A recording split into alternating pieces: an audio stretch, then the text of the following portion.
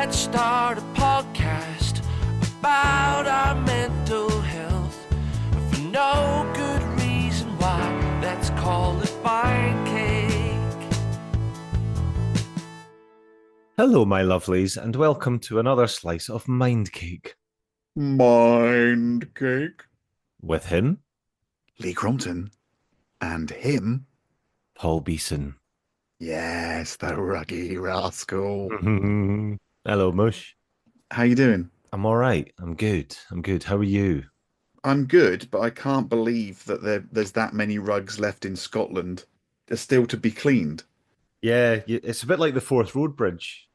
Is it though? Forth Rail Bridge, I should say. Surely when, you've had your rug cleaned, so to speak, madam, it's not like you need it doing on a weekly basis, is it? No, but you take the whole of Scotland, you start cleaning all the rugs. By the time you've cleaned all the rugs, the first one you clean needs cleaned again, and the cycle Yeah, but you're not doing the whole of Scotland, are you? What's the furthest? It feels like it, I'm telling you. All the rugs in Scotland Yeah, go through this one company. more or less. All right. Anyway, let's get into all that stuff later on. Sure. Because I want to get straight into our conversation, our fascinating conversation. Yeah, it's a good one. It is a good one with the wonderful Daniel Bower. Daniel Bower. Bower Power. Yeah, no, this was a really fun episode, wasn't it? It was. It was good fun. We'll get straight into it and discuss post meat of the sandwich. Sweet. Let's do it. All right, everybody, we are privileged this evening to be joined by Daniel Bower. Hello, mate. How's it going? Really well, man. How are you? Also good. Yeah, thank you. Now, Lee, has Daniel been mentioned on a previous podcast? I can't remember. I have a feeling he has. I think he has, on the basis that we met at the event that I was stalking Tom Davis, who's still not responded to my stalking. So as Daniel said earlier, we got the next best thing. Daniel Bower, magician. Bower magic. I should have come in with a puff of smoke at that point, I think. You should have. I don't know if you got the Grim. Is that the Grim Reaper on your T-shirt, Daniel? Yeah, it is. It's a bit macabre. It says time is precious. I like to remind myself of that. Oh, that is true. Yeah, that is very true. Yeah. He's coming for us all. There you go. Okay. Well, shall I kick off with the first question? Absolutely. Let's go. What I want to know, Daniel, is what drew you to magic in the first place and what keeps you passionate about it? Really good question. So I've been doing magic now for 16 years-ish. And I started, my grandfather used to perform at my birthday parties. And I got the bug. And I would be the annoying kid looking under the table and shouting, there's magnets, there's UFOs, there's trying to find out how it actually works. And I got the bug. He taught me a few things. Okay. And yeah, I mean, he doesn't perform my birthday parties anymore, but I actually now perform at his. So it's come full circle, which is really nice. Do you really? No, genuine. Well, yeah, just on Saturday, it was his 66th wedding anniversary with my grandma. And I made a special piece for them. I showed it to them and and I actually used his magic wand that he gave to me. So that when he used to perform, I used that. So it felt like a kind of come full circle, which was nice. That's atmosphere brilliant. Special. Yeah.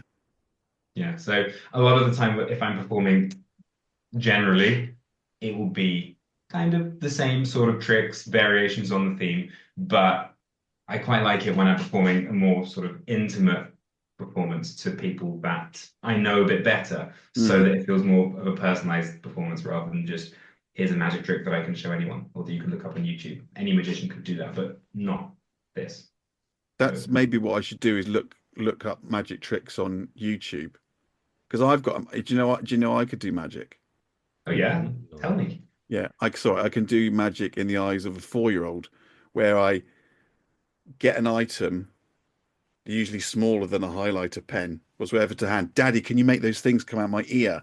And I'll grab something while she's not looking and then put my hand to her ear and go, oh, and tug her ear a bit and go, oh my, how did that get in there? And she's like, oh. That's exactly the kind of reaction that I try to get from people when I perform to them.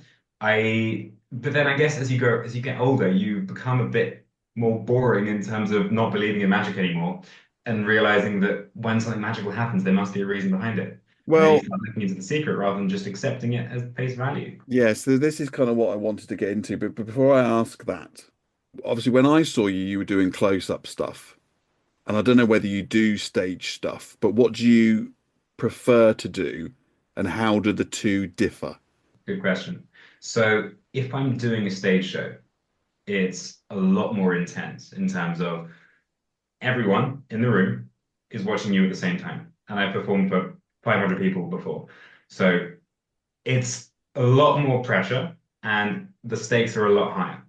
Sorry, I'm going to jump in there. See, I'd assumed that the pressure would be higher when you're in close, when you've got like 10 people or 15 people just packed around you and you're literally arm's length away and everyone can see or is trying to see exactly what you're doing. But you're saying So, you feel more pressure when you're in front of, which I suppose makes sense when you're in front of 500 people.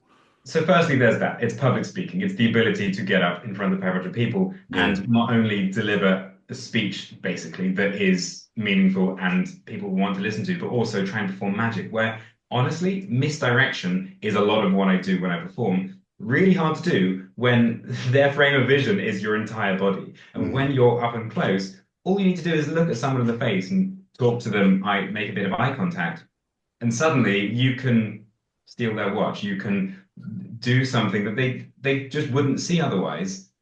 So it's a completely different way of actual performance. Yeah, I think that it's more intense just because you've only got it can depend between 5 and 40 minutes generally for a stage show. But you need to tell a story, you need a routine, you need scripting. There's a lot that actually goes into the stage show that isn't so important when it comes to close-up, because close-up is more conversational. You have back and forth with people. You're basically having a conversation, quite an upbeat conversation, and showing them magic tricks at the same time. Yeah, I suppose it's more of a routine, isn't it? It's more of an act when you're on the stage. Whereas, like you say, I suppose when you're Like a in close theatrical quarters. production.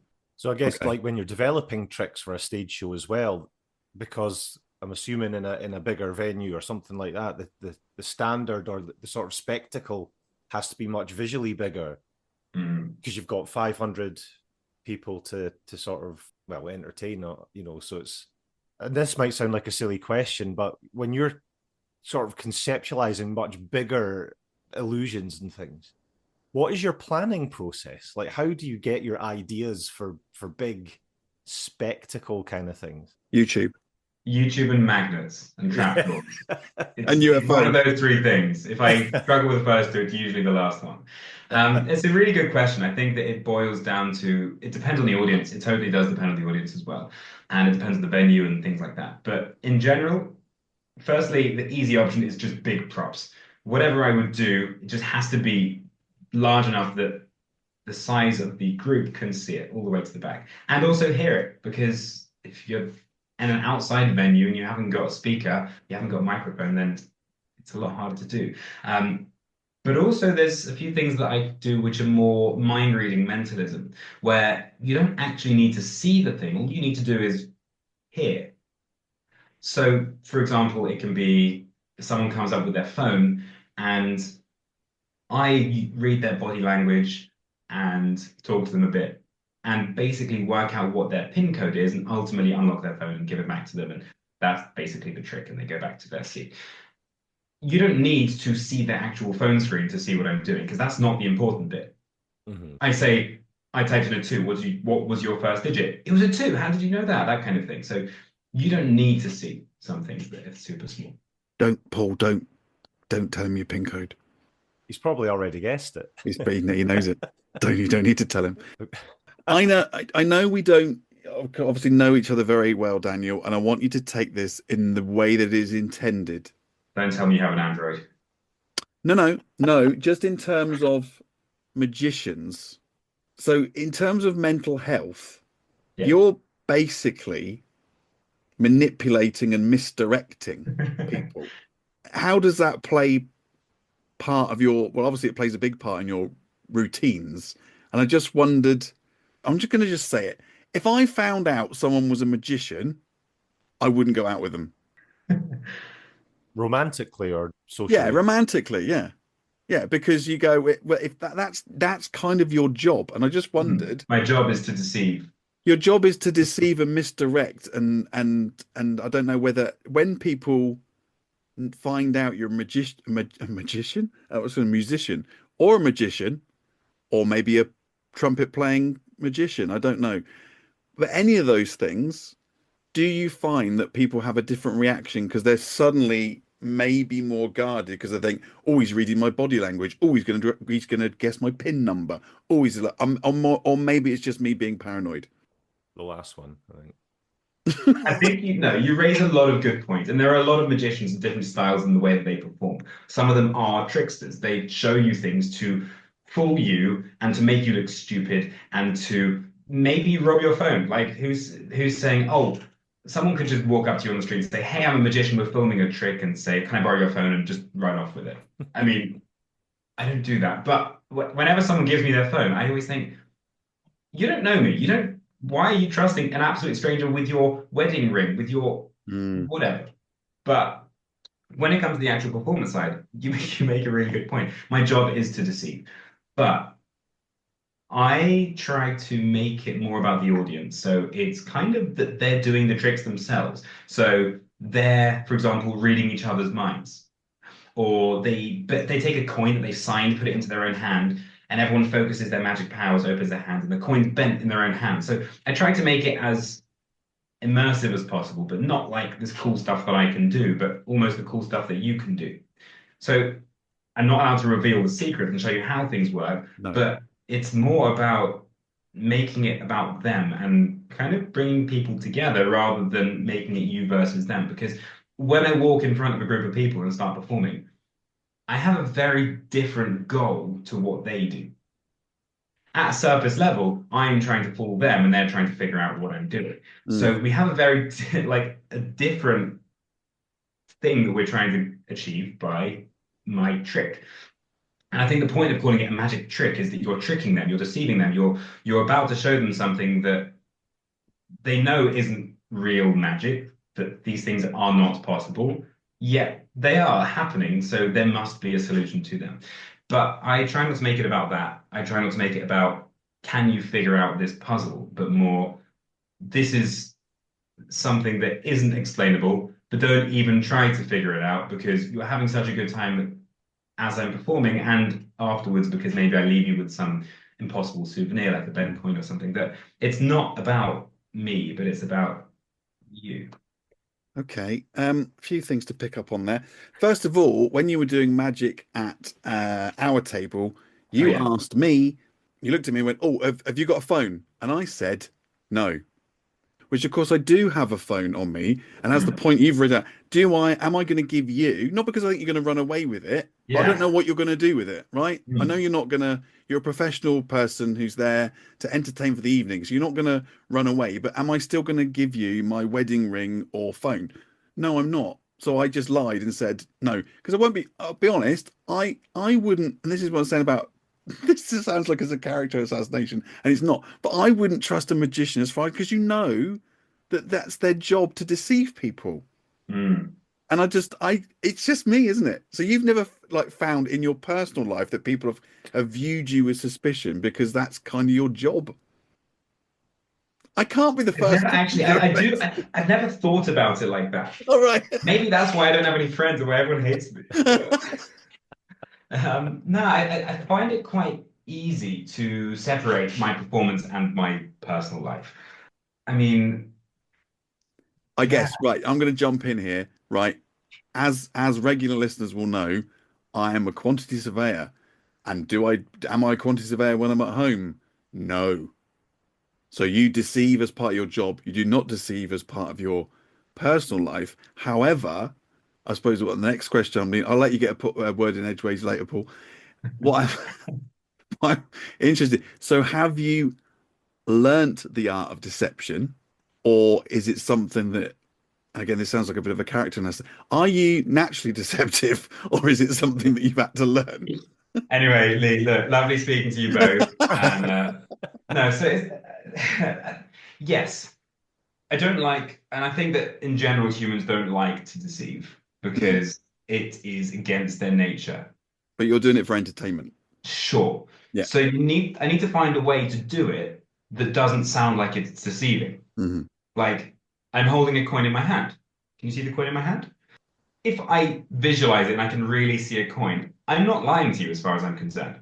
I can genuinely see this coin, and I need to be able to deceive you in a way that I genuinely believe it myself. Hmm. So, whatever that situation is, for example, let's say you've got a deck of cards, I've done a fancy shuffle on them, and I know what the top card is. I say to you, this is a shuffled pack of cards, and there's no way that I could know the order of the cards. That is absolutely true. I do not know the order of the cards. I do know the top card. I Mm. don't know any of the other cards. So I think it's about that is something that I learned, which is something, it's a way to deceive, but truthfully, because most people don't like, or at least they don't feel comfortable lying.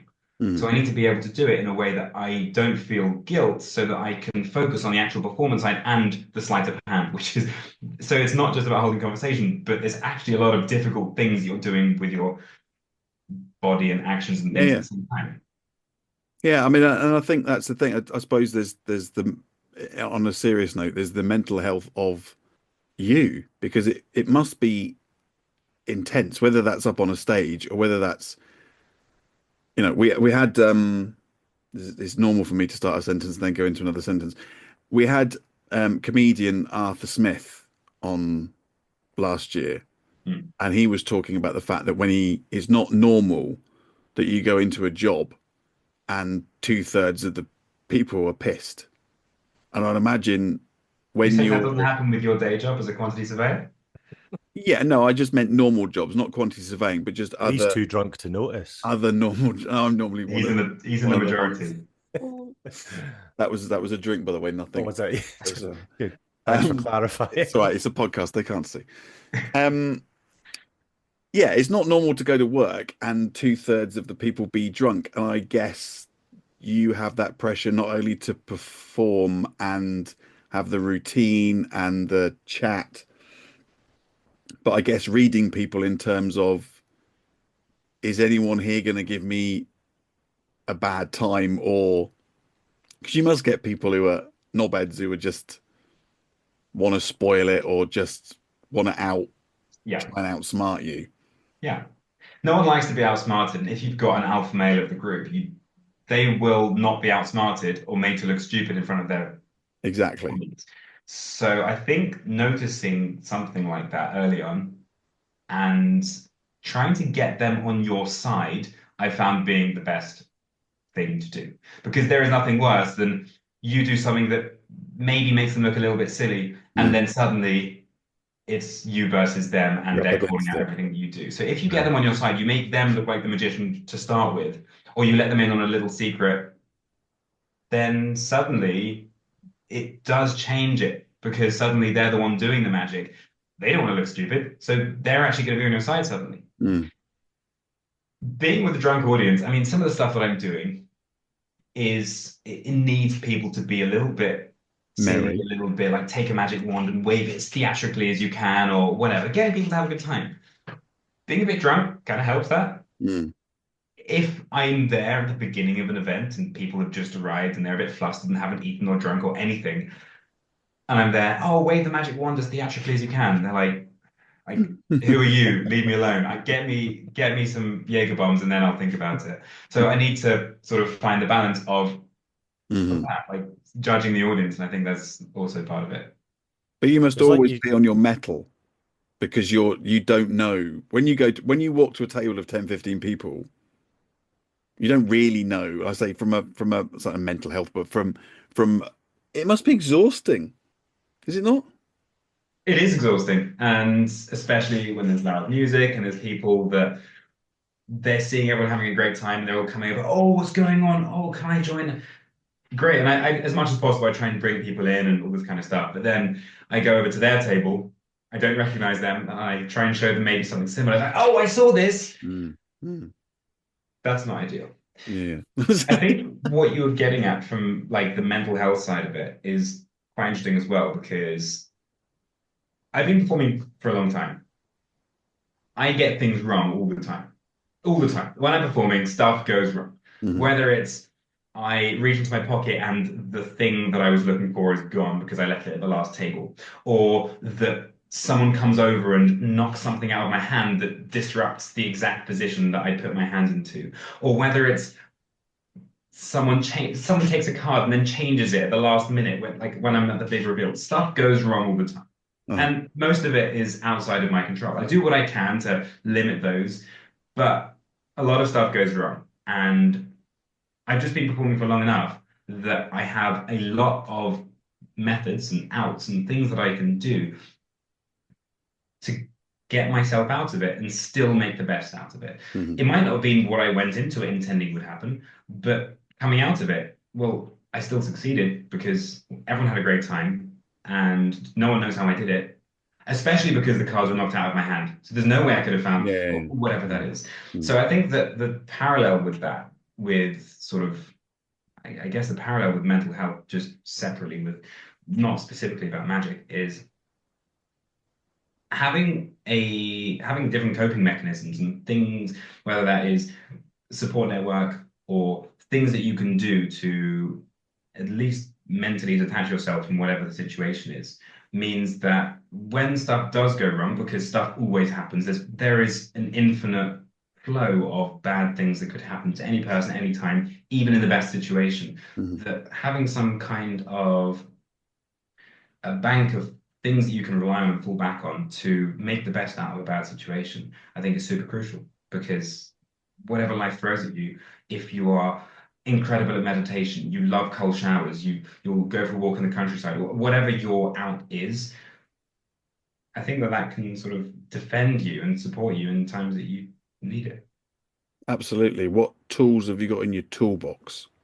Are you asking me or are you just No, it was just a rhetorical. That's just.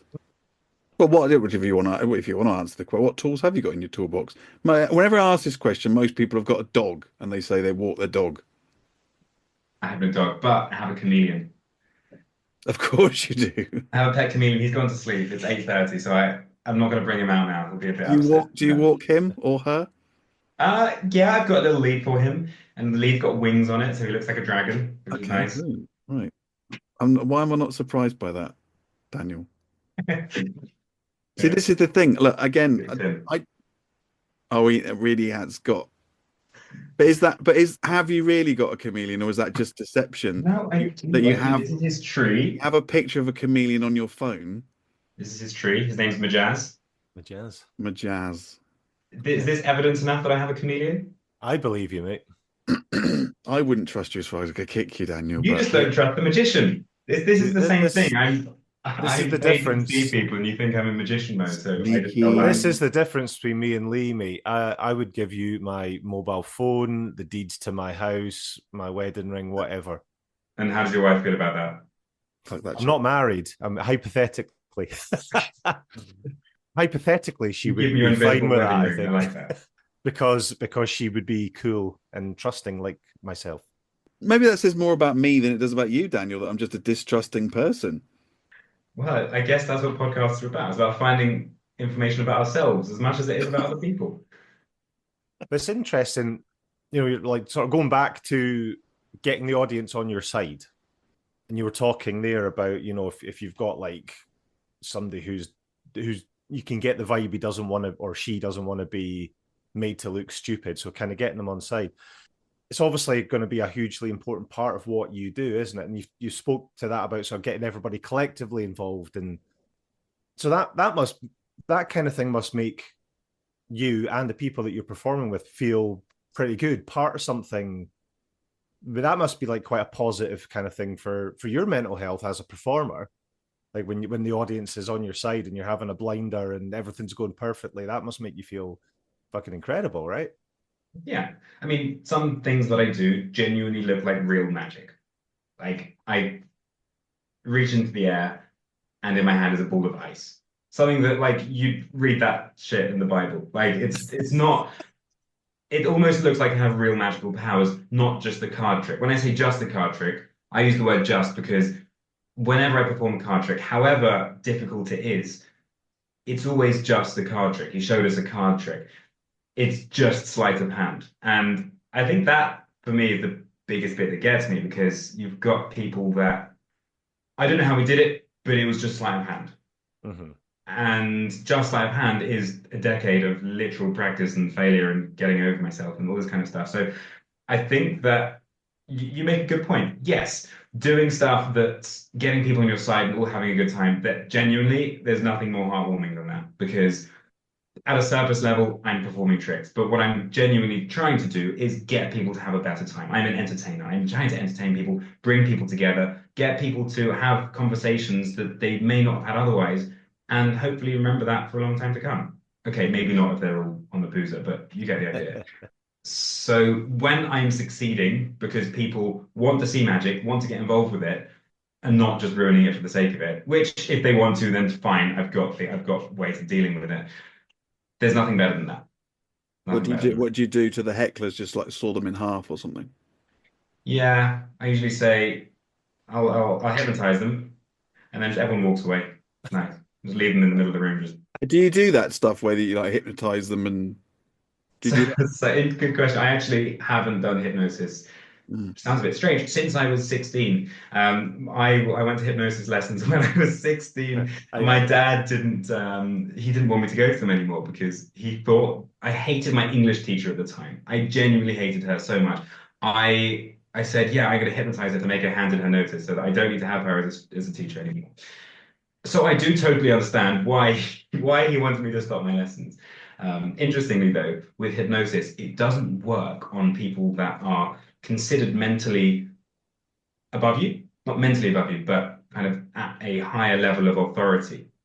So I couldn't hypnotize a police person. I couldn't hypnotize my parents. I couldn't hypnotize that kind of thing. You need Oh, to really? sort of impose a power and say, I am going to hypnotize you. You need to follow these instructions and lead them along the path of mental acrobatics.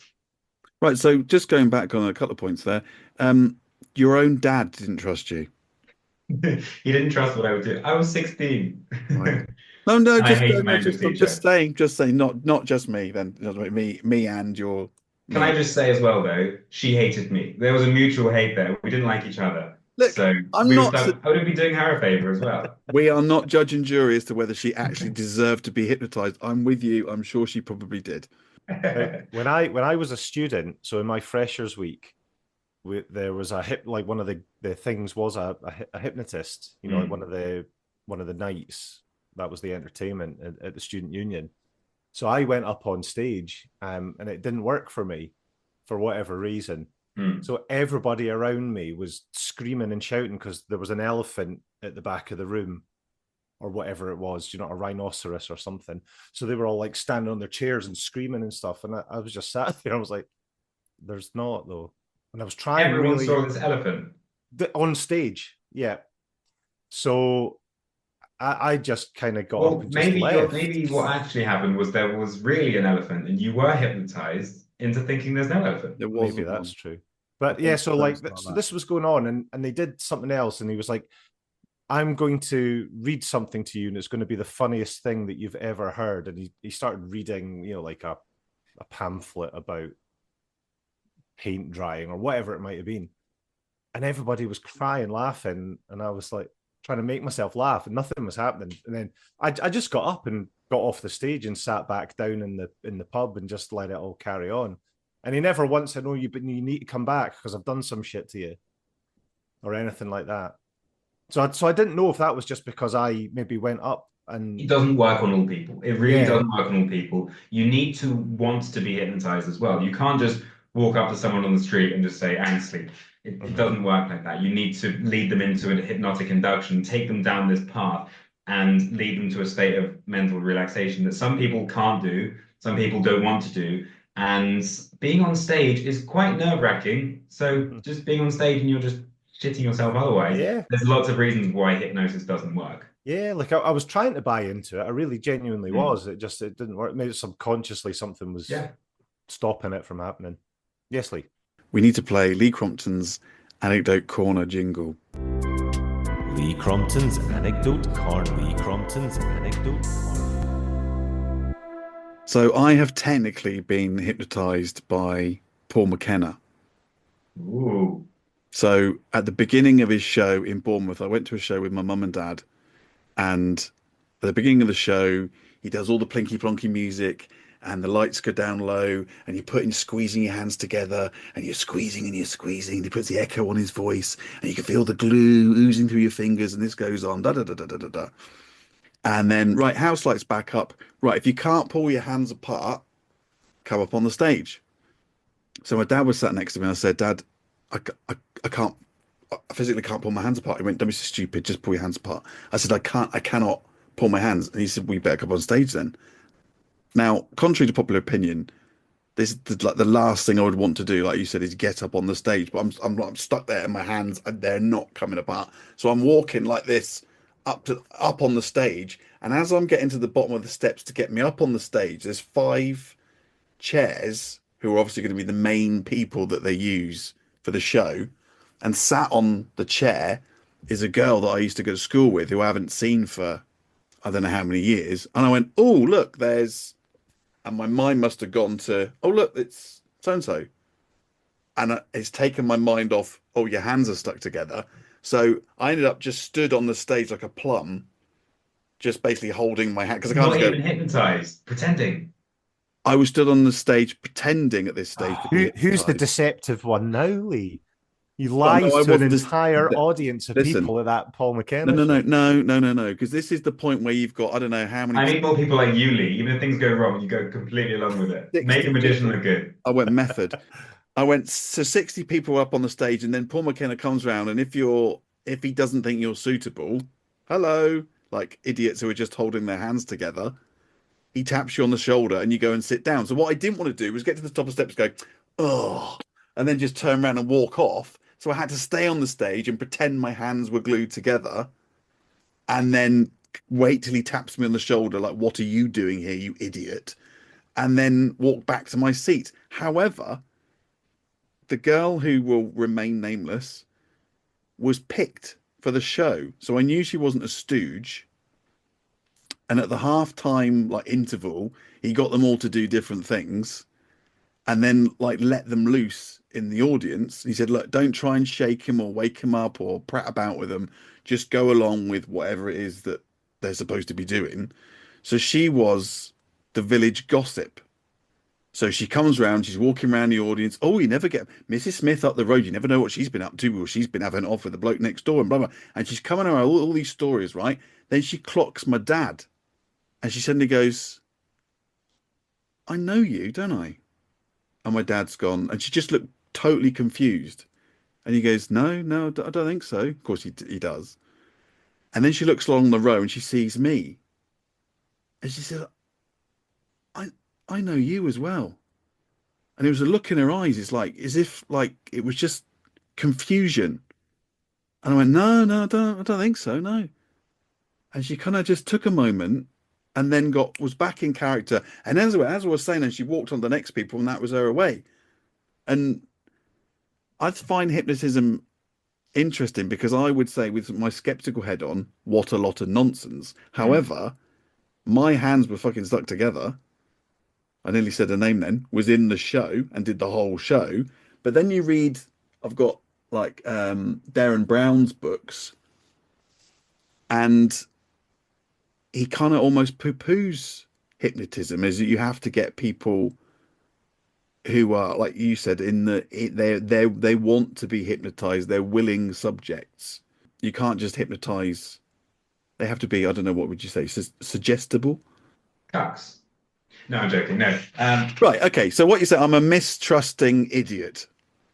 A distrusting idiot is what we've learned on this podcast episode. It's just been an eye-opening episode. It is very eye-opening. No, I kind of knew that anyway, Paul, to be honest. But yeah, there you are. Yeah, so someone like, just to say, someone like Paul McKenna, like an expert, as good at hypnosis as you get, pretty much. You need to be careful with hypnosis that you take them out of the hypnotic state properly, because otherwise they could literally, those They could have weird things happening to them for weeks or months afterwards. So they could be talking to inanimate objects. They could be, it can really hurt, like be dangerous unless you know what you're doing. So I wouldn't feel comfortable. I probably could hypnotize someone now. I wouldn't feel comfortable doing it because I don't really know how to take them out properly. Do it to Paul. Do it to Paul now. And so, Lee, if he was hypnotized, if he was really hypnotized, what would you say to him? What would you make him do when he wakes up? Shave off all his hair. Fuck off. That's enough to wake him out of his trance, isn't it? Well, there you go. Right. No, I don't know. It's I just think it's an interesting, and you see some of the stuff that Darren Brown was doing with like the zombie apocalypse. Did you see the one on was it a plane? And there was a problem with it was a guy who was underconfident, and they mocked up this whole. He was going on holiday, and there was going to be a problem with the flight, and he's the one that's got to save the day. Is there anyone who can fly a plane? And he's like, well, I'll give it, and he ends up like saving. Did you ever see that episode? I've not seen that one, no. Oh my God! Well, there's a series of like I don't know, five. It was years ago now. I've seen some of them. Yeah, some of them are not fun. Some of them are like they see themselves in a car crash. They see like ambulances showing up, and they see a replica of their body having just been in a car crash, and he's like, hello, hello, and no one's answering him. They're all actors. That's I don't like that. Yeah. But hey, you'll do anything you can for TV, right? Absolutely. Some people will. Paul will. Yep. Definitely. Going back to like sort of the close-up magic stuff. Yeah. There was something I was going to ask. So if you've got like a table of drunk people, are they easier to kind of confuse and trick? Because like if you're doing some sleight of hand stuff and it's about the misdirection, are drunk people easier to misdirect? I mean, my heart would say obviously because they're drunk, but I don't know. Is that an actual thing or? No, you are right. Drunk people are obviously easier to misdirect, but you need to be careful because they're also easy to just lose attention of. But so there is that. But then also, I would just show them something different. Some people, for example, if you're doing hypnosis or any kind of mind reading mentalism, where you're reading their body language and things like that, it's a lot harder when they're drunk because their body's not acting the way that they naturally would necessarily. So, for example, I wouldn't show someone something that involves them to be remembering some picture or shape or anything if they're drunk. It's not the best idea. I wouldn't get them to hold anything really that I don't care if it falls on the floor. If it's a pack of cards, whatever, hold it. If it's someone's wedding ring and I'm at a wedding, I'm not going to give them that. Yeah, don't operate heavy machinery, that sort of thing. Whilst under the exactly, you know the idea. You know the idea. In fact, I did ask both of you to bring something to this podcast. Did you bring that? You did. Yes. I've got my deck of cards. Yes. I'm going to show you something that I wouldn't show a group of drunk people just because it involves following instructions, and I feel like drunk people can't do that. Okay. Have you had a drink tonight, Paul? No, I haven't actually. Must makes a change. Now, hang on. Before we start, Daniel. Oh, I can't show you. You know when you get to, when you split the deck like this. Yeah. And then you kind of put the corners together. Yeah. And then, so you shuffle. That's how you shuffle them. I've always been brought up to say that is called a Dudley poke. Have you ever heard that called a Dudley poke? Dudley poke. Yeah.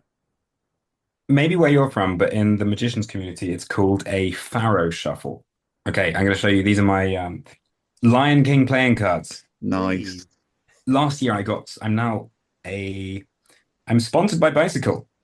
So that's pretty cool. That was honestly one of the coolest things that's actually happened to me, just because Bicycle, I've been using these cards for a long time. Well, I've been using normal bikes, and now I get given Bicycle cards, which is wonderful. Anyway, so a Pharaoh shuffle, which is I think what you're talking about, involves splitting them exactly 50-50, which is that. Yeah. And then you go something like this. So then you go 1, 1, 1, 1, 1, which is evenly split. And then you can, I don't know if you can see this. Whee! That's Going it. back. Anyway, that's a Pharaoh shuffle. It's a Dudley poke, Daniel. That is the Dudley poke. Yeah. I hope you like that. I want to show you something that you can do at home as well. So do you all have some cards? Yes. Okay. Take any 9 cards. You don't even need a full pack of cards. In fact, even if you're watching this afterwards, you can do this. So feel free to pause this recording, grab a deck of cards, and come back. Literally take 9 cards. From anywhere in the pack. Yep. I'm just taking them from the top. Ideally, not having jokers. Ideally, not having those. Can I look at them? Yeah, absolutely. Try and make sure there's no jokers. And I put just them in the checked. I pack. didn't check there was no jokers in, so I'll just. Yeah, that's fine. Just make sure there aren't any. I took my jokers out, Daniel. Smart. No. Smart man. What a crawler. Okay, have we all got 3 piles of 3 cards? Yes. Got my piles, Daniel. Awesome. Oh, hang Okay. on. I haven't. I've counted. I've got 3. Right. No. Put 3 that and one back. 3. I actually counted 10 cards. Did it wrong, Daniel? Right. You had one job. One job and I fucked it up. Okay. Okay. Pick up any pile. Give it a little mix. And put it on top of any other pile. Okay. Okay. Take the last one, which you haven't touched yet. Yeah. Give it a little mix. hmm Look at just the bottom card. Just the bottom one. Okay. And put them all on top. Okay. Okay. Now you're going to pick up all the cards. Yeah. And I'm going to spell one card at a time just the value. So mine was a 9. So I'm going to go N. Watch this. Don't do it just yet. So I'm going to go N-I-N-E. And then I'm going to pick up all the cards and drop them on top. So if you had ace, you go A-C-E, drop them on top. Queen, Q-U-E-E-N on top. Have you all done that? Yeah. Cool. Then pick them all up and then go of, because mine was the 9 O-F, and drop them on top. F on top. Yeah. Yeah. Pick them up again. And now spell the suit. Mine was hearts, but obviously diamonds has got more letters or clubs or whatever. So I'm going to do hearts. A-R-T-S, and drop them all on top. Done. Yeah. Cool. Here's the magic bit. Okay. This doesn't work if you miss this step. So make sure you don't forget this. Take both of your hands, wave them over, and say magic. Magic. Now take the cards and spell magic. M-A-G-I. But the C, the last one you're going to be using to spell the word magic, hold that in your hand. Yeah. Do you remember what your card was? Yeah. Yes. Turn it over. No. Was that the one? It was the 6 of clubs. Yeah. 2 of hearts. Wow. That's mental. See, this is fun because it's obviously not sleight of hand. You can't accuse me of sleight of hand of saying it's just sleight of hand. It's just sleight of hand because No, this isn't. You're going a little bit back up in my estimations in that this isn't deceptive. This is yes, you're right. No, I agree with you, Lee. I was proving your point. This is deceiving, but sleight of this hand is at like least physics, isn't it? This is like statistics almost, mathematics. That's not deceptive. That's actually. I can use maths to deceive you. Does that count as deception? Yes. I was thoroughly impressed with that. No, don't get me wrong. I'm thoroughly impressed. It's very good, but that is I would say that's more maths. Somehow there's maths to that rather than deception. Can you see why I wouldn't show that to a group of drunk people? Yes. Yes. Yeah. However, I presume we've got your permission to put that on the old socials because we can do the video bit. Yeah, absolutely. Hey, if you'd have sent me a mind cake deck of playing cards first, well, we'd have had some branding in there as well. We need to add. We've got just about everything else, but we do not have. That's what we need to do. Mind cake playing cards. Yeah, but like with our faces on the kings and Yes. stuff. And Yes. previous guests. Jokers. We wouldn't have Yeah, to. one day you'll get Tom or maybe some other comedian as the Joker. Yeah. Well, we've got Arthur Smith. Yeah, that's one. Usually decks of cards come with 2 Jokers. Yeah, I mean, I don't know. The trail has gone cold, Daniel. What can I say? He was very enthusiastic at the time, but then, Doesn't want to seem like a dick. Well, yeah, quite. all right. Just because you're now halfway through it, we're going off at a tangent here, Daniel. But I see a spirit guide in just because your TV career, Paul, is going to take off. So I went for a reading in December, but she didn't. Well, she did talk about me. I'm doing Cara a disservice, but for the purposes of a good story, she didn't want to talk about me. Oh, I just I want to know that Paul's got some very interesting. He's going to have two really interesting opportunities in the new year. And then when I spoke to her afterwards for the Christmas party, she knew what they were. And I said, "We didn't tell me." She goes, "Well, I didn't know what they were when I saw you in Knutsford, but subsequently she knew what they were." Has she told you?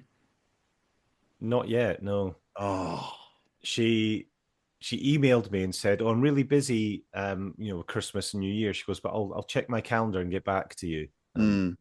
That was 16 days ago or something. So not that you're counting. no. But she better I'm a hurry little up bit because it was confused. Are you saying this is like a palm reader, a mind reader? mind cake. No, I guys, A medium, I suppose. and she's a you'd medium, say? yeah. Spirit guide medium. Hmm. I went as a bit of a laugh for my 50th birthday because I go to Knutsford. Regular listeners will be bored shitless with this story by now, but anyway. And I went along and she came out with a load of stuff that I was like, well, how on earth would she know that? And so I went to see her again last December, and rather than she did a reading, and but also has been on the podcast subsequently and was more interested in Paul and Paul's opportunities and how he was going to have an amazing 2025. Some like bully for fucking Paul. Yeah. Well, nothing's happened yet, mate. So Well, all I'm saying is if she knows where Time's the coming. things are, yeah. Daniel's gonna you and Daniel are gonna have a double act. Well, I know how to do that one trick there. So Yeah, you as could long do as I that can one. I'll just do that all the time. Daniel can do the rest of the Right, the, I've got the it. difficult I've got stuff. it. I've got it. Hello, ladies and gentlemen. My name's Paul, and my name's Daniel, and together we're Paul Daniel. Oh, See what I did there? that was amazing. Yeah, there you I go. actually, Podcast, maybe. yeah, The Paul Daniel Magic Podcast. That's I magic. I got a Paul Daniels magic set for Christmas when I was a little boy. I think I had one as well. Yeah, I loved it. I I had like the absolutely balls. I loved had the it. balls and the egg cups and the. The cups, the magic wand with the slidey white bit. That's it. Yeah. Yeah, and the rope. Yeah, yeah, it was cool. You can not have to give away any more secrets because I Sorry. will have to Sorry. send. I Yeah. have to send the magic circle for you. Well, I'm not. We're not in the magic circle, so we can do what the fuck we Yeah. like, can't we? Now If I told secrets, I'd be kicked out. If you tell secrets, we come for you. yeah, they just Oh, come right. come round your house and break your legs. Like Scientology. They magically break your legs. Yeah. Wow. Okay. Well, let's not. Well, I can't tell people. We've just done a trick and we didn't know how it works. So, Yeah, well, that's it. hang But on. that goes back to what Daniel was saying earlier as well. That sort of joy of being involved in it, being amazed by it, but you don't need to know how it works because I don't. That's enough for me. I do. Can I tell you a secret?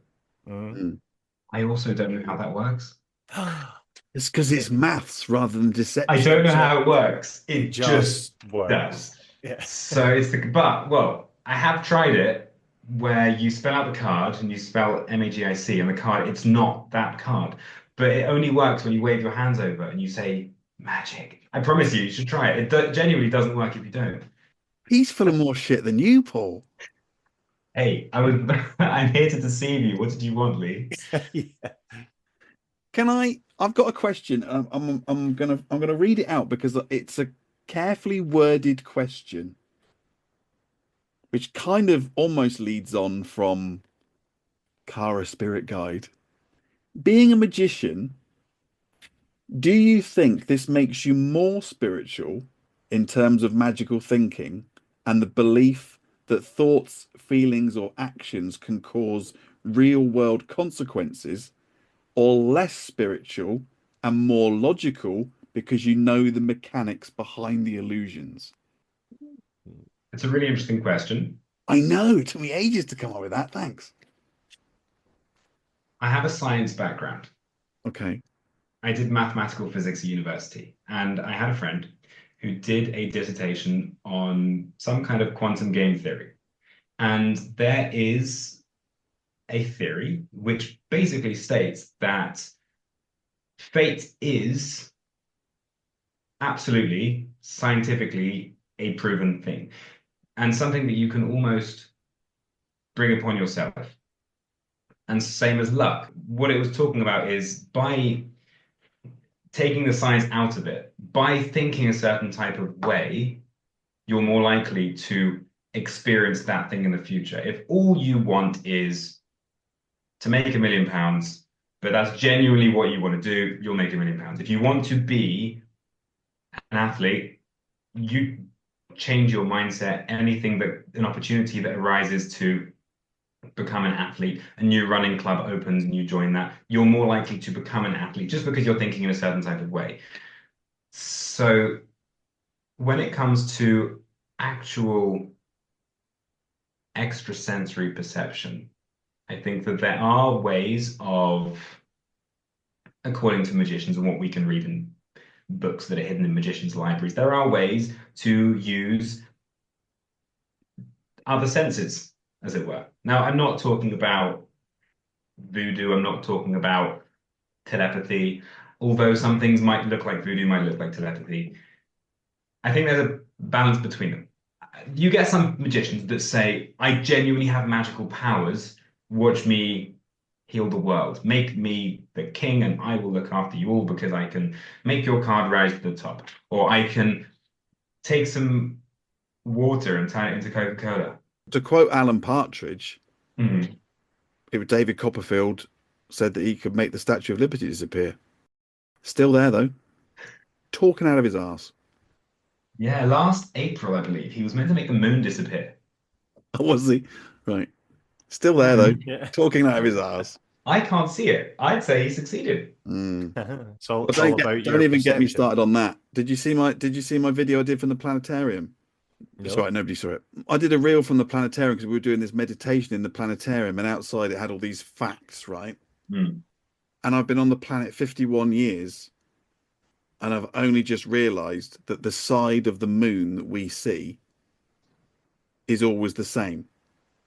Hence the Pink Floyd album Dark Side of the Moon, because it shows you a picture that NASA have taken from the other side of the moon. And I went, oh, I just assumed because we were spinning, or maybe the moon's spinning and we're all fucking spinning, that you all just see a different bit. That's a good assumption to make, Lee. Like, things do just spin semi-randomly, but it is just a phenomenon of the universe that it happens to exactly be the same, that the rate of which the moon spins on its axis is the same at which it rotates around us. So it ends up, it's just going around us. That's mental. And why is it taking me 50? Well, we know why, because I'm not only distrusting, gullible, and below the social status of Paul McKenna, hence he managed to hypnotize me. So a fact like that, I know it's taken you 51 years to get there, but how's that changed your life? Well, listen, Feel free to say fuck all. No, listen, the doing this podcast, I would genuinely say has changed my life and outlook a great deal, because I'm looking at things that I would never have. I don't know if you've sort of got this vibe, but I'd have gone, well, that's a load of bullshit. And then when you look into it, you go, oh, actually, and you end up going down all these rabbit holes, like going to a planetarium to do a. Yeah, and like you were talking about there, we've looked into whatever I believe or don't believe about manifestation and spirit guides and, magic, because it's all, I say it's all interconnected. You could say that magic is a, you wouldn't say, oh yeah, magic, mental health, let's go and talk to a magician. But I think it is all, everything that you speak about, whether that's manifestation, whether, and you think, well, that's not mental health related. That's just, or clairvoyance. But I think it is. If you've got, because it's all interlinked with magical thinking, hope. So it's not, it's not just doing yoga or cold water therapy or meditation. For me, everything, as I don't know if Paul, you testify to this, but when you talk to all these different people, there are so many things that are interconnected, and they're all relevant to one another. And I think that there's loads of things that we've discussed on the podcast over the last 12 months that I've gone, oh, so for example, I think it was a flippant question in that, has it changed my view of the world? It kind of has, because then I've ended up watching TikTok videos of bloody Brian Cox talking about the what's it Halida thingy, what's it Dubry. Large Hadron Collider. That's the one that spins this proton, so that this proton that goes round the loop that's 26 kilometers long or something. CERN in Switzerland. That's the one. And I don't know if it doesn't. I don't think it reduces time. I think the way it explains it, it reduces distance, so that 26 kilometers, because it's going at this 99.99999% the speed of light, is shortened to 4 meters. You've been listening. Right. Yeah, when things go really quickly, weird things happen. Time changes, gravity changes, mass changes. Which means that we could get to Andromeda, which I believe is the next nearest galaxy, which again, for someone who didn't know we only saw one face of the moon, is quite the leap. We could get there in a minute.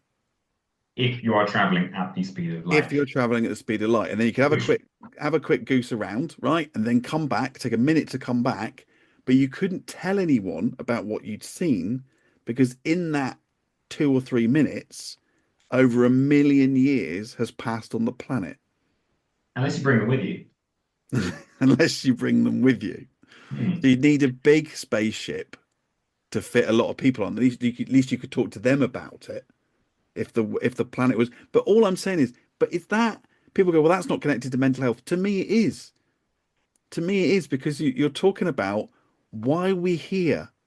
What are we doing? What is it all about? Where did we come from? Which I think are fundamental questions to, because it certainly fucks with my mental health. I don't know about anybody else. Maybe it's just me overthinking again. But but that kind of thinking's plagued mankind since they were first here, right? Do you know what I mean? That what is our purpose? But I guess that can then have positives and negatives. It's not necessarily a good thing. In some ways, it's wow, there's all this amazing stuff in this world. I'm so glad that, I don't know why I'm here, but I'm glad that I am, because I can explore cool things like space. But at the same time, I am so irrelevant. I am a small blob of carbon on a slightly larger blob of carbon in a massive, vast expanse of nothingness in a tiny corner of the universe. Yeah, but again, I think that goes back to, because everything ties back to magic, or everything ties into one another, is that Paul, I don't know how it affects Paul, but I'm going to guess it doesn't really affect Paul. Paul goes, oh, wow, yeah, we're like this thing in the middle of the universe, and that's amazing, because he doesn't need to know how the trick works. Whereas I do need to know how the trick works, and it drives me fucking bonkers. Genuinely, I have existential crisis. I don't know how many existential crises I've had. Crises I've had. Crisis? Crisis. Like octopus. Because I do have my moments of like, well, what is the fucking point? Because none of this makes sense. Bit like your magic tricks. That's how it all started. I was fine until you turned up at our table with your pack of cards. This led me down my rabbit hole. Before I know it, I've only ever seen one side of the moon, and you could get to Andromeda and back in a couple of minutes. All started with the 9 of clubs. I'm sorry about that. So I don't know what the question was really, but whether you, I think if I could do magic, which clearly I can't, other than that one trick, I don't know how it works. I think that would make me less inclined to magical think, because you kind of know the mechanics behind the illusion. Yeah. I will let you in on a little secret, and that is that when magicians perform, we are not magicians. I can't do actual magic. I don't pretend that I can. I am just an actor playing the part of a magician. I am just a weird teenage kid that spent too much in his bedroom playing with his deck. I said deck.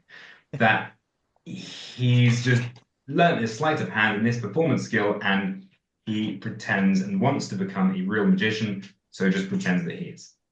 And that's what you see, just a facade of, hey, this is a magician, and I'm the weird puppeteer on top saying, double lift, Elmsley count. There's something else that you and Paul have in common, because he spent an awful lot of time sleight of hand playing with his dick in his teenage years and more in his recently. bedroom. Yeah, and Yeah. Watching it in the mirror as well. I've never stopped. he's never stopped. I'm doing it right now. That's there he goes, hands underneath the table. See, my deck's on the desk. Yeah, I don't know. I don't know. I But just see, but again, but that's a difference in viewpoint as well. Like, I think, you know, because I'm an actor as well, so I think, like, you know, sometimes, you know, it's great to entertain people. Sometimes it's great to do stuff that makes people think about issues or life or whatever. But, you know, sometimes entertaining people, making people happy, making people go away from a theater or a venue or an event or whatever with a little smile on their face because they've had a good time, that's enough sometimes. You know what I mean? That is the magic. That is the bit that makes it worthwhile. I don't care if I look amazing in front of people. I don't care if I fool people and it makes their head explode. For someone to go home and to have a slightly different outlook on life because of a bit of sleight of hand that I've done, that is what makes me want to do it, which Absolutely. I realize is a question that you asked me about half an hour ago that I never answered. That's something that I really love. That's the ability to bring joy to people. That, and also here's another part. When I get booked, one person pays me, 200 people get to benefit. Mm-hmm. And it's for that event organizer or whatever to spread that love and to be able to have some kind of appreciation for the group. And I want to pass that around to people. I want them to go home and to say, that was a bloody good party because I ended up talking to Samantha, who I never would usually have spoken to, and about bending metal because I bent a coin in my own hand or something like that. Mm-hmm. That's why I do it. Yeah. Whereas Lee would leave that event going, how did all the tricks work? I don't know. Yeah, you've just blown my mind and made me sad. But Paul, I've blown his mind and made him happy. Paul's had a great evening. Paul's had a great evening. I have. I've really enjoyed it. I'm not going to think about it, Daniel. Just enjoy it. Enjoy it for what it is. Enjoy it. I have a question for both of you. Go on. Okay. If you had real magical powers, assuming you wouldn't use them for card tricks and noughts and crosses, what would you be able to do? World peace, man. That would just buy me some time while I was thinking of actually concocting your evil plan. Get everybody on side, then take over the world after. For the benefit of mankind. No, it doesn't need to be at all. It can be. In fact, here's another question. If you had magical powers, whatever that is, would you tell anyone? I think it would ruin your life. I think so. I think I would What have if you to told keep it a people? secret. No, I think if you genuinely had magical powers, if you could fly, if you could go invisible, if you could pause time, whatever, I can't see you having the life that you want to have. No, there's yeah. I think the one power I always wanted as a kid is because I was a Star Wars fan. I wanted to be able to use the Force, like to telekinesis. Yeah, to, like, you know, make something shoot across a room into my hand. It would never be as cool as a lightsaber, obviously, but it'd be like, you know, bag of crisps or whatever. So let's just say you did that, Paul. You looked over at that Rubik's Cube in the corner of your room and you moved your hand over and it genuinely flew into your hand. What would you do? Who would you tell? Apart from us. I don't know. I You'd genuinely have to tell don't know. Gail. Yeah, I suppose I would, wouldn't I? She's a blabbermouth. I mean, it'd be all that Scotland before you'd had time to breathe. Yeah, I don't know if I would tell anybody. It's one of those things. What good would it be, actually, other than your steps would be depleted because you wouldn't have to get up and fetch anything. Yeah, but that's the point. Just become old and fat. If you've got a magical ability, like Daniel just said, you know, if you could pause time, or rewind time or something like that. Like you'd never there'd be no In the risk words in of your Cher. life. If I could turn back time, if I could find a way. Yeah. No, but then there'd be no risk in your life. Life would become quite dull, even though you had this amazing ability. Life wouldn't be worth living because there'd be nothing to look forward to because you'd have no risk in your life at all, good or bad. You always think that as well, the government would find out and they'd want to utilize that Stick pins power in you. you've got. You'd be like, you'd have more colonoscopies and more. No, I don't know. No more colonoscopies. I promise I can you. barely have any more, Daniel, than I've already had. Well, if you could then pause time and rewind it and make sure that they couldn't didn't know. find out. So, What but that's would the your thing. power Like be? suddenly you're not living the life you want to be living just because you can move things with your hands. Suddenly you're being used in a war situation because you're thought of as a god. If you're invincible and you just can't die, well, all right, put them into the front line. I don't know, whatever. Like surely you will be used instead of letting you appreciate your skill, your power. Well, Yeah, again, I think it absolutely. depends on whether you've been born with the skill. Look, there he is picking his nose. Right now, you click your fingers, you've got the skill. Oh, I think that's different. Because if you were born with the skill, then you wouldn't ever know any different. Mm. If you just suddenly got it. So Paul suddenly, I mean, I can't think of one, Daniel, but I think Kelly Kinesis, who I think used to present Soccer AM, that's a rubbish one because you, like I say, all you do is go, oh, I just want that. Here it is. What good is that to anybody unless you're going to use it for evilness, like robbing a bank or something? So then I guess it would have to be something really mundane, something like my bin always empties itself. Whenever I put something in my bin, it's gone straight away. And the bins put themselves out on a Sunday. Yeah, garbage, you're sorted. You don't need to do anything with it ever again. It's All just the recycling done. No is one wants to sorted. do the rubbish. Love that. That's much better than Paul's one. That's fine. You can have that one then. What are the government going to do with that? I'm sure they'd find a way to. They probably would find a way to monetize You'd that. be in control of the recycling and the Yeah. waste disposal unit. You of would the country. be, first of all, you'd be in charge of the recycling in your house. Before you knew it, you'd be your street, your county, and then you would need to you'd be called into the cabinet to sort it out for Britain. So then, what's the solution that we've come to? What's the conclusion? Don't guess- have magical powers because You don't want powers. you'd be abused and yeah. So what are you trying to say? I think this is your cry for help, Daniel. And what you're saying is that you actually really do have magical powers, but you're Please just take my cards away. you're please. just you're pretending that it's just deception so that nobody actually cottons on to you have actually physically got very real powers so that they're not abused by government agencies. I'll tell you what, I'm going to tell the government that they should stick pins in you unless you tell me how you just did the thing with the mind cake thing. Just a little bit of blackmail. I don't mind a bit of acupuncture. It's fine. What would your magical power be, Daniel? I know we've just kind of basically decided we shouldn't have them, but no. I think it would have to be something mundane because I quite like my life at the moment, and I wouldn't want.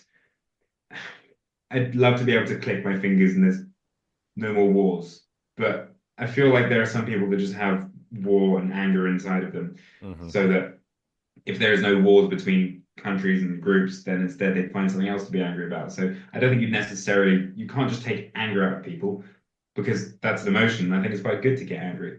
So as much as I'd like to click my fingers and everyone in the world is healthy, well, there's probably going to be tons of issues if suddenly people stop dying. Yeah. Yeah, sorry about that. Oh, Lee. So yeah, I'd be quite happy to not have a magical power unless it's something that is mundane. I like the bins. I like Bins the is a good one, actually. Yeah. Or like however much mess you make in your house, you wake up and it's just tidied itself up. Oh, do you know what? I've just thought of one. What? Go on. That I click my fingers and Aaron goes to sleep. Oh, well, there you go. Hypnosis, then. Pretty much. Full circle. Pretty much. And sleep. if we could limit it to only put my own children to sleep, because Yes, again, you otherwise, couldn't, you if I wouldn't could put abuse other that power. children to sleep, that would be actually I could make a living out of Creepy. putting other children to sleep. Well, you could have a lucrative Yeah, business for problematic sleep patterns in young people. yeah, but again, would I Some not? parents would pay handsomely for The that. government would. I would pay handsomely for that now. But would the government want to stick pins in me? Probably. What is it with you and pins? Well, because they could probably use it in some kind of battleground context with putting the enemy to sleep. Yeah, That's a bit You'd be in like North Korea before you can click your fingers the second time. I'd be put Yeah. into the front line of all these people trying to put certain world leaders to sleep. And as they're snoozing, their head would loll forward onto the red button, You don't need to do that in America because the president's already half. He's going already. half asleep. Yeah, yeah, that is true. But no, I think just getting Aaron to sleep then would be a superpower. So I guess then, I mean, look, having me on, firstly, has been great, so thank you both.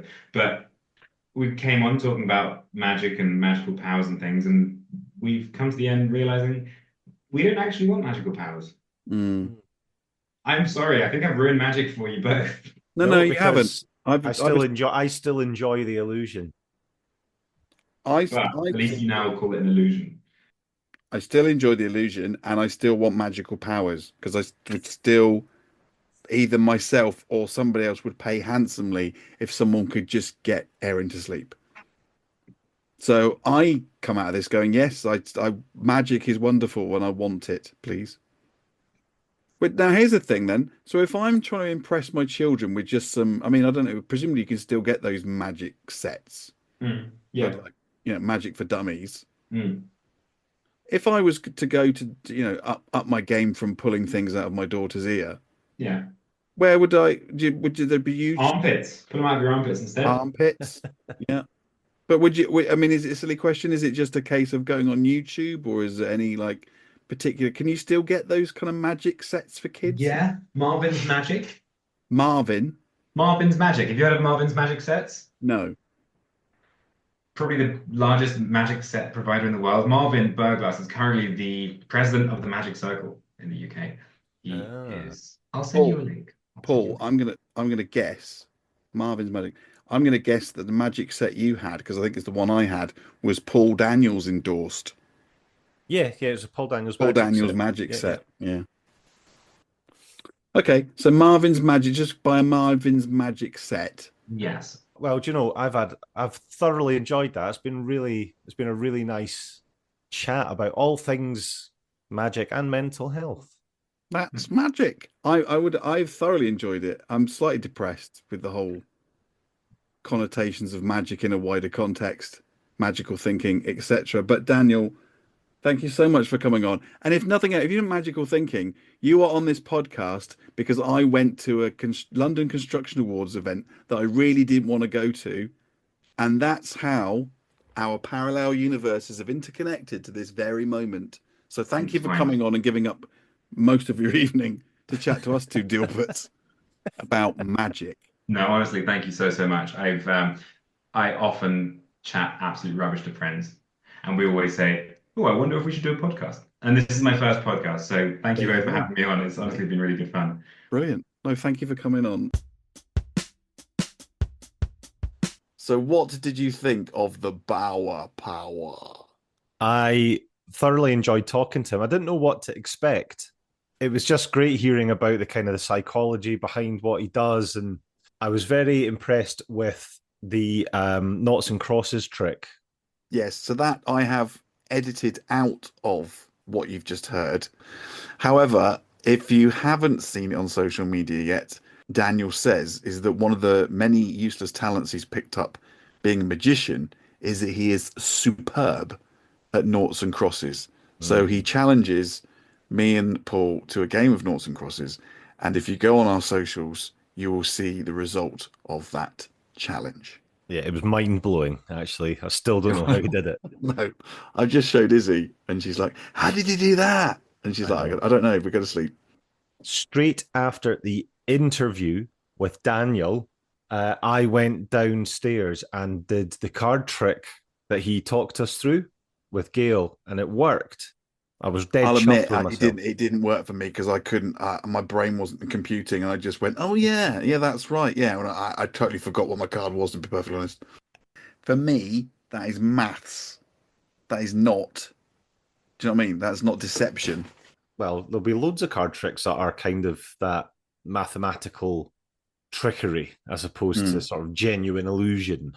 Yeah. But, Anyway, if you haven't seen the Noughts and Crosses, go and watch the Noughts and Crosses. yeah. I would like to take this moment to apologise to Daniel, as I felt that the more and more I thought about magic, the more and more I was getting irate, and I don't want people to think that it was sort of a character assassination. I think I did say at one point that if he was a woman, I wouldn't date him because I wouldn't trust him as far as I could kick him. Yeah, something like that. Yeah. Which is true. I still stand by that. Um, But no, he was game. I give him his due. He played along and yeah, no, he was good. He was good entertainment. yeah. And I still don't know how. And that brings me on to we're going to have a poll this week, Ooh. and the poll is going to be, I don't quite know how I'm going to work it yet. If you had a superpower, Mm-hmm. what would it be? Ooh. Or would you like Daniel just not bother because the government would stick pins in you? And it was an interesting debate. Well, and I use the term debate very loosely. But yeah, it's an interesting one. You can probably tell a lot about a person by what superpower they would choose. Yeah, I think you can. I think you can. I mean, you imagine sort of Musk and Trump, what sort of superpowers they'd pick compared with Daniel, who, bless him, just wanted someone to put the bins out. Trump would obviously pick something massively narcissistic. Mm-hmm. Elon Musk would probably want more money. Yeah, because I think he's got enough. Yeah. Work have got a new car scheme, by the way, and out of principle, I'm not looking at Teslas. Oh, for sure. I mean, I would never buy a Tesla now. Not that, you know what I mean? It's stupid because whether I do or don't, hire purchase a Tesla really will have no impact on Elon Musk. However, out of principle, if we all did that, but then you could say that about anything, can you? If we all did that and stood by our, is this liable? I don't know. I'm not gonna mention particular brands, but particular brands are linked with sweatshops, for example. If we decided that we all weren't going to buy our clothes from there, but they're cheap, then the world would be a better place, wouldn't it? But we don't. Yeah, but I'm with you. Out of principle, I wouldn't touch anything. No, I'm not. I'm not looking at those. Yeah. If nothing else, they're very, very expensive. Yeah. Other electric vehicles are available. Are available. Yes. So, shall we do holidays? Lee Crompton's anecdote corn. Lee Crompton's anecdote corn. Last week, I was mostly in the Lake District for half term. So it doesn't seem very long since we broke up or went back after Christmas. However, it's half term already. Hooray! Yes, we went to the Lake District, Lovely. where, if you remember, because I've got to mention, contractually obliged to mention triathlons. So where I did the triathlon 3 years ago. You never mentioned that before. Yeah. No, I did a triathlon back in the day. I think it was when I was the 2 year anniversary. And we said, oh, we must come here with the kids because it had a very nice play park and yada yada yada. So Which Erin loved the play park, as we've Erin already heard. did. She said very big endorsement of the play park at Park Foot. So, and on my last night, Gemma randomly found that there was a sauna so they've built it on this. This really doesn't do it justice. But they basically built it from the ground up on the back of a flatbed, imported all this timber from Sweden, and have built this sauna, obviously transportable sauna, and have parked it right next to Ullswater. So at 7 o'clock on Thursday night, I went down and met Sandy and had a sauna and then walked. I think the air temperature was 3 degrees. Ooh. In the sauna, it was 110 degrees, and came out, and then there's a little wooden pier, and jumped off the pier. I say jumped, lowered myself gently off the pier into Belly the flop. water, which I would imagine was probably about the same as the air, about 3 degrees. Did that twice. So went back in the sauna for about another 15, 20 minutes, back out and had another dunk just for probably 2 or 3 minutes. Hmm. And I felt absolutely amazing afterwards. Yeah. And if you haven't seen the pictures on socials of the banks of the lake or wherever it was, Oh, yeah. it Oldswater. Yeah, I looks, forgot. I looks did do a post. yeah, it looks lovely. So, yes, if you're in the area, check out Farron Hut. See what he's done there? That's clever. That is very clever. I like that. Yeah. We should Like have got a him good to pun. think, yeah, like a good pun. So yes, Farron Hut. Check Sandy out at Farron Hut and get yourself there. But it was nice because it was 7 o'clock, so it was dark. So Mhm. we literally had these like rechargeable. I tell you what they were like. They were like curling stones, Ooh. but lanterns. So you held them by like the handle of the curling stone, Yeah. and then it lit it up, and then you could take those down to the water's edge. You could actually see where you're going. Let's see. Plunge into the icy cold waters, and then come back again. Smashing. So did that, and yes, it wasn't awful. So the children were reasonably well behaved for some of the time. Hmm. The thing is, as well, it was like really eerie because the place was just, it doesn't actually officially open until this week, which is English half term. So there was like literally nobody there. It was really, really quiet and just, it was nice to went round to the surrounding area, and I'm boring Sounds- myself with this now. It was lovely. Yeah, it was great. Just wanted to tell you I've been in a sauna and done some cold water therapy, and we should do it because it's good. Well, there we go. And it made you feel good. It did. I felt very zenned out, just very relaxed and very calm afterwards. So I'm gonna stoke up the pop-up one that I've got in the garage. All I was going to say before you do your housekeeping, Mm. what I didn't do under instructions of Dr. Jan was take my laptop with me. All right. So I didn't do my laptop, didn't take my laptop because I spend every spare moment I have doing social media or editing or doing thumbnails or whatever for the podcast. So I didn't take it.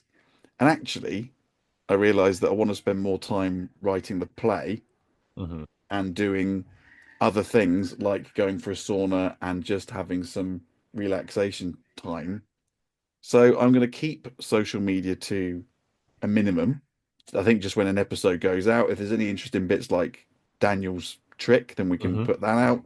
Just keep it to a minimum when a new episode goes out, and just actually spend some time on our mental health by just because the trouble is, and I think I mentioned this in another episode, it's like feeding the beast, because even if you do get more likes and more comments, you're then liking more comments and replying to more comments, and then you just end up feeding this monster.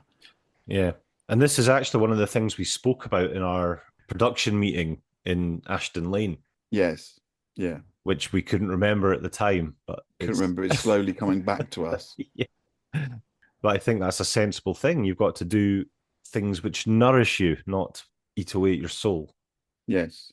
So what I would say is, whilst I'm not doing the social media, I will still be doing the newsletter. So if you haven't signed up for the newsletter, which I will be putting out new guests, and I might put some cryptic ones out towards what we haven't necessarily recorded the episode yet, but there's a hint that we might get them on. Then I shall put a link in the description. Sorry. Look, listen, I apologize if I feel a bit lackluster in this episode, but I'm very tired after the holiday, and Aaron is just screaming on top of the landing. So I think we'll keep this brief. But yes, the newsletter, I'll do the newsletter, and that will keep you informed if you want to know what's going on and who's coming up on the guest list. Because we've got some corkers coming up. Oh, yeah, we do. Do you want to do some housekeeping? Always. Oh, Beasley's housekeeping. Oh, how very lovely. So you can email us at sliceofmindcake@gmail.com. You can find us on Instagram at mindcakepod. We're not doing X or Twitter or whatever these days, are we? Because No, we're not buying Teslas, and we're not doing Twitter. So for reasons already discussed, you won't find us on there anymore. No. And you can find us on Facebook if you search for Mindcake. And please do like and subscribe. And if you haven't done so already, give us a little review, because if you give us a good review, it helps other people find the podcast. Thank you in advance. Can you sign into the Gmail to see whether we've actually had any emails? Certainly. Emails. This week we have had no emails that aren't spam.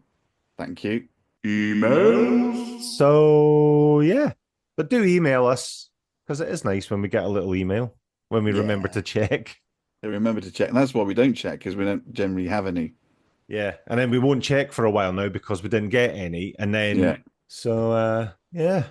I'd like to finish off by wishing you a very happy haircut. Oh, thank you. You noticed. Are you auditioning for some sort of 80s band? It's shaved around. It's going to shaved around the side and then floppy on the top. Yeah, just doing something different. Just keeping Oh, it it's not for long. a part. That's your actual hair. That's hair my choice. actual hair. It's just Blimey. messy today, is all. Right. Okay. Jealous. I lifestyled mine a bit differently. I don't know if you can tell. Yeah, it's yours has grown a bit the back and sides, isn't it? Yeah. It goes a bit Jack Nicholson here because the like tufty on the side here. So I might grow it and then just plait it across the top of my head. Oh, yeah, do that. I think that would look sweet. Right. Anything else to add, Paul? No, because, I have just been living the ruggy dream this last week or so. Been very busy doing rug-related work. So I haven't really been up to much, I'm afraid. I've not done anything. Okay. So we'll see you all in the next slice. See you next Tuesday. Next Tuesday. And look after yourself, Mush. I hope you have a relatively restful evening. Oh yes, I'm looking forward to going back to work tomorrow for a little rest. Yeah. Well, lots of love, Mush. And to you, thanks for listening, everyone. No bother. See you next Tuesday. Bye. Bye. Let's start a podcast about our mental health for no good reason why. Let's call it Mind Cake. You hear that? That must cut it out. The bear farts and it goes, oh, pardon me. Oh, no. I wish I could have heard that. So straight after the interval, Fucking hell. Have you been on the Vino Plonko? No, I wish I had an excuse. It's all right. I can just hear Aaron shouting, "Dada" off the landing. So this is an absolute shit show. Fucking hell.